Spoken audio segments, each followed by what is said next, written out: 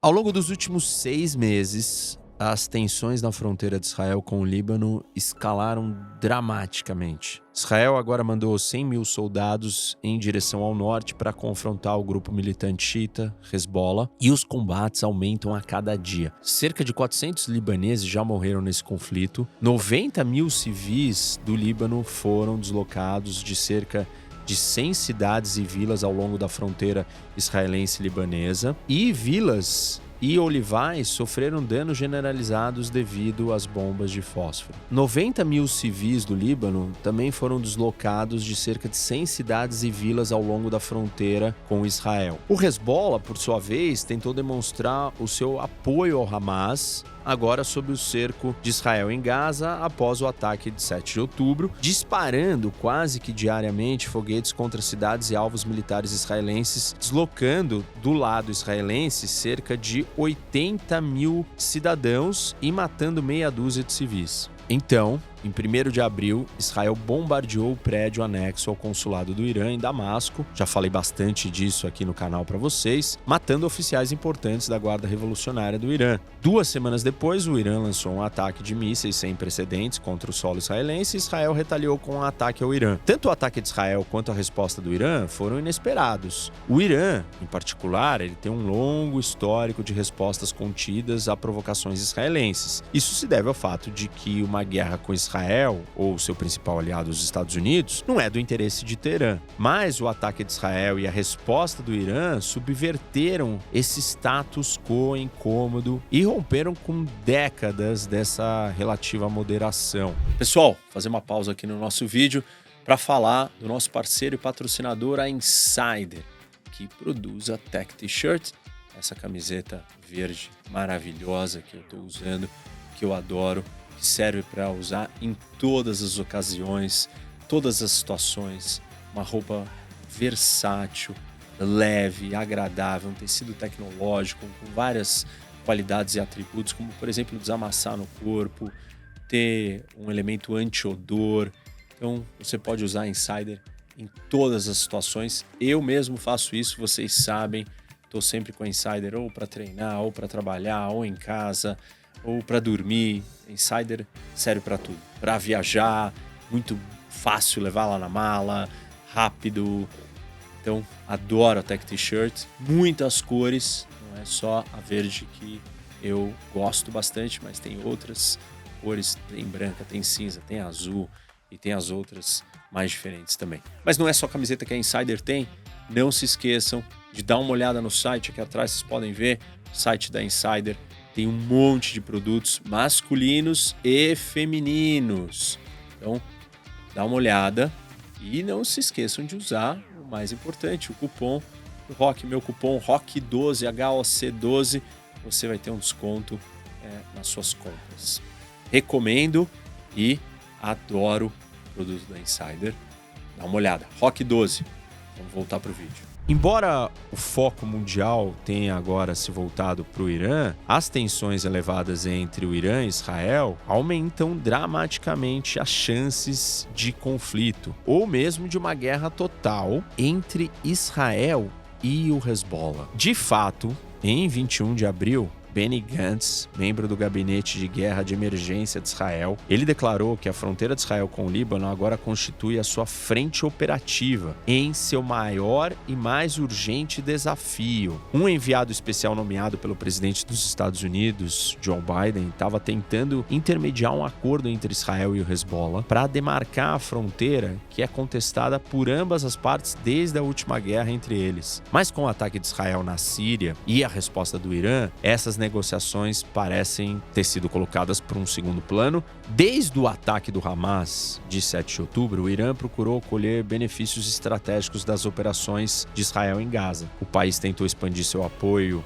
e de seus parceiros entre os árabes sunitas irritados com a destruição e a perda catastrófica de vidas palestinas em Gaza e exercer maior influência sobre o resultado político do conflito em Gaza. Além disso, os ayatollahs também buscaram aprofundar sua cooperação com a Rússia na Síria, onde os ataques de Israel contra posições iranianas intensificaram. No entanto, as ações de Teherã pareceram ter sido cuidadosamente calibradas para evitar uma guerra total. Por décadas, o Irã tem reconstruído a sua influência no Oriente Médio, estabelecendo o seu chamado Eixo da Resistência, um grupo de proxies e parceiros em vários países da região. A experiência da última década também sugeriu que, depois do ataque do Hamas a Israel no 7 de outubro e os subsequentes ataques de Israel em Gaza, o Irã visaria evitar uma escalada séria. Na verdade, desde 2017, Israel atacou forças apoiadas pelo Irã na Síria e realizou um ataque cibernético e assassinatos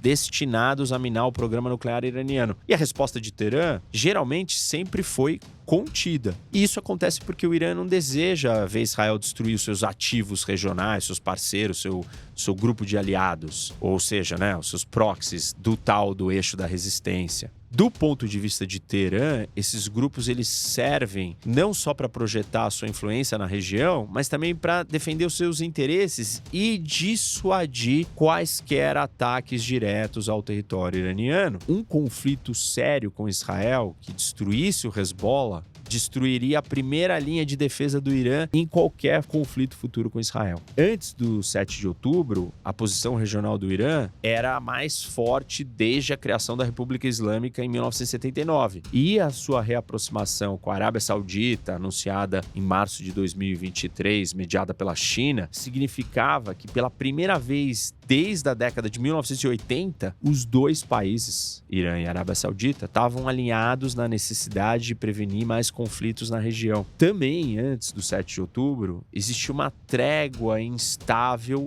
entre Israel e o Hezbollah, uma espécie de dissuasão mútua informal que mantinha a fronteira israelense e libanesa relativamente calma. Israel não tomava ações ostensivas contra o Hezbollah em território libanês. Mesmo quando Israel intensificou as ações diretas depois do 7 de outubro contra o Hezbollah, a resposta inicial do grupo xiita libanês foi sempre cautelosa. A situação doméstica no Líbano já é um grande pesadelo e instável, com a economia do país em colapso, inclusive. Ou seja, mesmo que o Hezbollah ganhasse um hipotético conflito com Israel, os líderes do grupo sabem que o país, o Líbano, seria destruído no processo. Depois de uma devastadora guerra de 2006 entre Hezbollah e Israel, a União Europeia, os Estados Unidos e os países árabes como Kuwait, Catar, Arábia Saudita e Emirados Árabes Unidos ajudaram rapidamente a reconstruir a infraestrutura do Líbano. Mas esses países estão cada vez mais focados nas suas próprias questões domésticas e as demandas por apoio à reconstrução no Oriente Médio, elas estão crescendo exponencialmente. Toda hora tem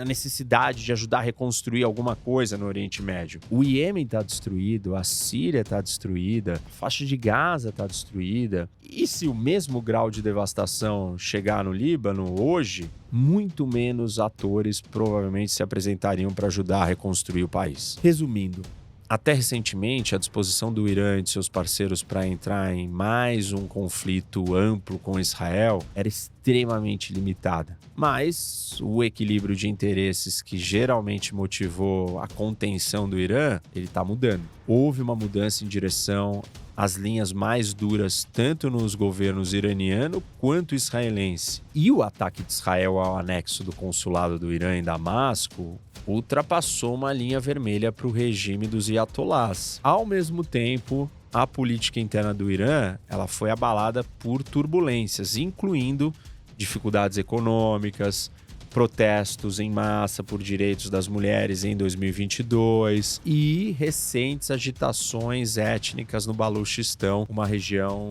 complicada e instável do país. Os líderes em Teherã, agora eles têm uma necessidade mais urgente de restaurar a sua dissuasão externa e enfrentar desafios internos à sua autoridade e soberania. Ou seja, o regime iraniano ele precisa encontrar inimigos externos para unificar o país internamente e tirar a atenção dos vários problemas que eles enfrentam lá dentro. Já Israel, por sua vez, tem tentado recuperar a sua dissuasão de segurança depois do 7 de outubro e o governo israelense vislumbrou no atentado uma oportunidade de cuidar de outros problemas que vão além do Hamas, já que teria mais legitimidade e mais apoio dos aliados nesse momento. Também nos últimos 6 meses, os líderes de Israel prometeram repetidamente eliminar o risco representado pelo Hezbollah. O gabinete de guerra israelense debateu várias opções militares e os meios para forçar a implementação completa da resolução 1701 do Conselho de Segurança da ONU, a ordem de 2006, que exige que o Hezbollah retirasse suas forças armadas para além do rio Litani, algo que funciona como uma espécie de buffer de segurança para os israelenses no norte do país. Outro fator importante é que o primeiro-ministro Benjamin Netanyahu, que está muito pressionado politicamente, pode procurar expandir o conflito para o Líbano para reforçar sua posição política doméstica. Uma guerra mais ampla contra o Líbano pode desviar a atenção da falha colossal de segurança que levou ao ataque do Hamas de 7 de outubro e da problemática intervenção do país em Gaza. Israel ainda não destruiu completamente o Hamas, que é o objetivo declarado da operação, e também não recuperou todos os reféns israelenses que continuam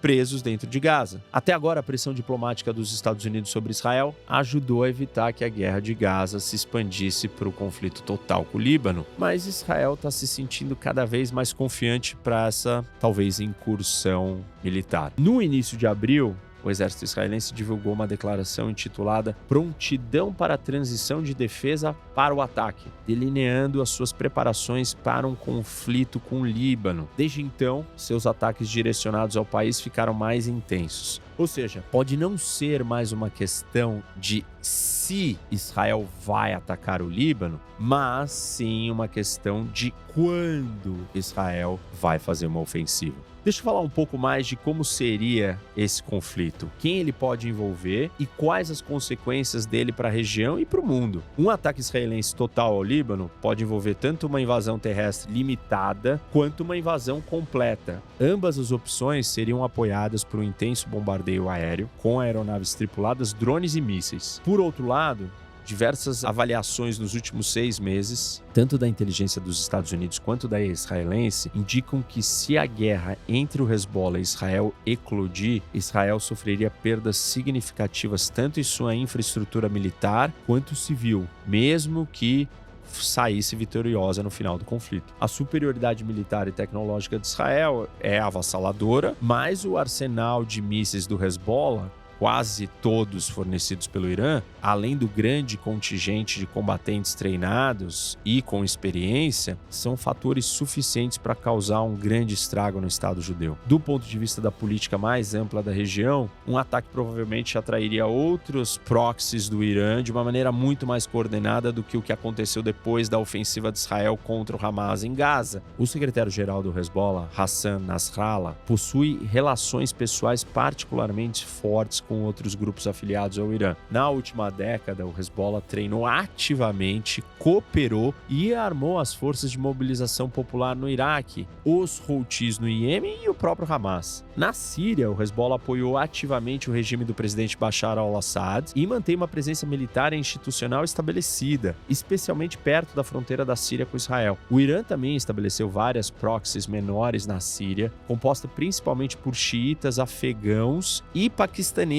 que poderiam se juntar a um conflito israelense contra o Hezbollah. Uma escalada regional mais ampla quase certamente provocaria mais ataques dos aliados do Irã contra as forças dos Estados Unidos estacionadas no Iraque, Jordânia e Síria. Tais ataques, por sua vez, provavelmente teriam respostas mais letais dos Estados Unidos. Mesmo que os afiliados menores do Irã não tenham capacidade para representar uma ameaça militar séria a Israel, o simbolismo de foguetes caindo em Israel vindo de diversos países da região pode galvanizar os Estados Unidos e outras potências ocidentais a se envolverem mais militarmente, não apenas defendendo o espaço aéreo israelense, mas atacando diretamente os inimigos de Israel. E a China e a Rússia nessa história? Provavelmente os dois países não se envolveriam diretamente em um conflito desses no Oriente Médio, mas também é improvável que fariam algo para impedir que ele acontecesse. Pequim, por exemplo, não se preocupou muito com o fato dos Houthis terem atacado navios no Mar Vermelho, que coloca em risco o comércio da China com a Europa, e nem usou a sua influência com o Irã, já que é o maior parceiro comercial dos persas, para persuadir Teherã a conter os Houthis. Sendo mais ativos, ambos os países, Rússia e China, podem muito bem usar suas posições no Conselho de Segurança da ONU para conter os Estados Unidos, bloqueando qualquer resolução que afetariam negativamente o Irã. Já a população em geral no Oriente Médio, ela está numa encruzilhada, desanimada com a perspectiva da expansão da guerra Israel-Hamas e perdendo a fé em uma paz negociada. A destruição em Gaza aprofundou a antipatia em relação a Israel. E um ataque contra o Líbano apenas aumentaria o apoio popular ao Irã e os seus parceiros na região. Um exemplo claro disso é a Arábia Saudita. Apesar dos consideráveis esforços do governo saudita para acostumar a sua população ao acordo de normalização com Israel, 96% dos sauditas que responderam a uma pesquisa do Washington Institute em dezembro de 2023 apoiam que os países árabes deveriam cortar todos os laços com Israel. Mais grave ainda, em todo o Oriente Médio, as pesquisas indicam um aumento do apoio à resistência armada como meio de resolver conflitos políticos, principalmente em relação a Israel. Ou seja, para finalizar, uma provável ação de Israel no Líbano promete colocar ainda mais pólvora numa região que não para de explodir desde o final do ano passado.